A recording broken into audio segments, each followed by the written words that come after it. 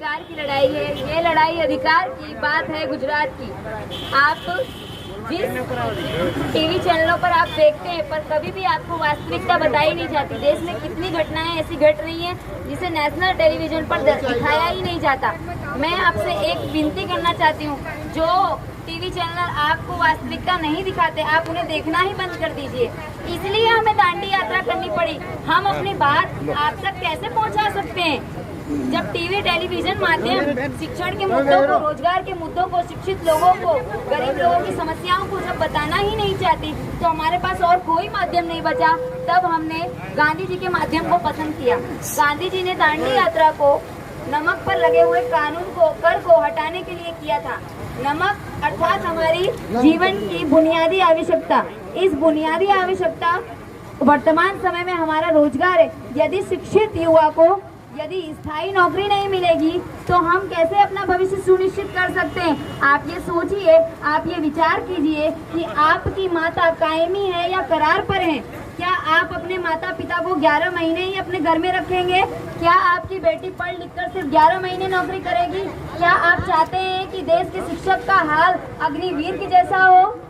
आप ये विचार कीजिए। नेशनल टेलीविजन पर अमृतपाल सिंह की जो शहादत हुई, वो शहीद हुए, उन्हें अग्निवीर कहा गया, पर उन्हें शहीद का सम्मान नहीं दिया गया। मित्रों, हमारे देश में सरकारी संस्थानों को समाप्त करने का षड्यंत्र चल रहा है।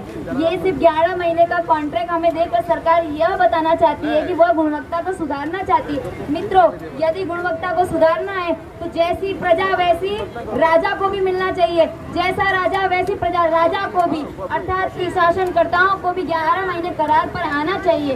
यदि आप 11 महीने करार पर नहीं आना चाहते और शिक्षकों को, जो गरीब के बच्चे हैं, ये वो जनता है, उन्हें आप करार पर नौकरी देना चाहते, ये सरासर एक षड्यंत्र है। मित्रों, एक दिन ऐसा आएगा गरीब के बच्चे सरकारी स्कूलों में भी नहीं पढ़ पाएंगे, तब निजी स्कूलों में बहुत ही बड़े पैमाने पर फीस बढ़ाई जाएगी। मित्रों, आपके जीवन की आवक का एक बड़ा हिस्सा आपके बच्चों के स्कूलों में भरा जाएगा।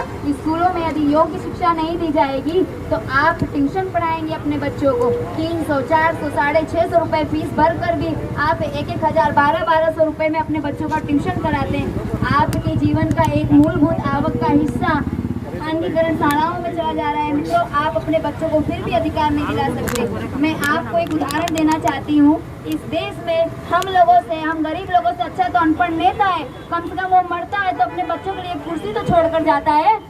आप लोगों ने अपने बच्चों के लिए क्या छोड़ा है, बताइए मुझे।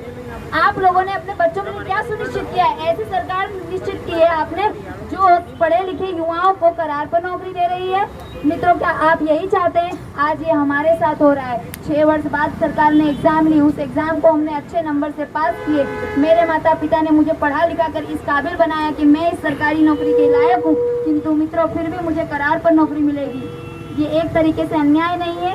एक माता अपने बच्चों को गर्भ में 9 महीने रखती है, वो भी करार पर हमें नहीं है हमारा परवरिश करती है, वो हमें कायमी प्रेम करती है। मित्रों, प्रजा के लिए राजा ही सब कुछ होता है, पर राजा ने अपने बच्चों के लिए तो हलवा पूड़ी रखा है, पर प्रजा के बच्चों के लिए 11 महीने करार पर नौकरी रखा है। आज हमारे देश का सिपाही अग्निवीर बन चुका है, अब हम कल शिक्षक वीर बनेंगे। मित्रों, कल हम मर जाएंगे, हमें 2 फूल श्रद्धांजलि के मत चढ़ाने आइएगा आप। बस हमें आपका समर्थन चाहिए। जो भी शासक शिक्षित युवाओं के रोजगार के विषय में विचार नहीं करेगी, उसके विषय में आपको भी विचार नहीं करना चाहिए। आज मैं यहाँ पर खड़ी हूँ, कल आपके बच्चे खड़े होंगे। प्राइवेट इंस्टीट्यूट में जब नौकरी पाने के लिए आपको बड़े बड़े घूस देने पड़ेंगे ना, तब आपको विचार आएगा कि एक लड़की आई थी, उसने ये बात कही थी। मित्रों, मैं कोई नेता नहीं हूँ, मैं एक शिक्षिका हूँ जिसे अधिकार मांगने गई थी। जो नारी वंदन की बात करते हैं मित्रों, नारियों को अपने सम्मान में रैलियों में खड़ा रखते हैं, वो नारियों के सम्मान के विषय में कभी विचार नहीं कर सकते। मैं ही वो बेटी हूँ जिसने गांधीनगर में आवेदन देने के लिए रैली निकाली थी। उस रैली में मुझे घसीटा गया। सिर्फ मैंने क्या कहा था, एक पोस्टर मेरे हाथ में था, उसमें ये लिखा था कि मारे જોઈએ કાયમી શિક્ષક કેમ નથી જોઈએ?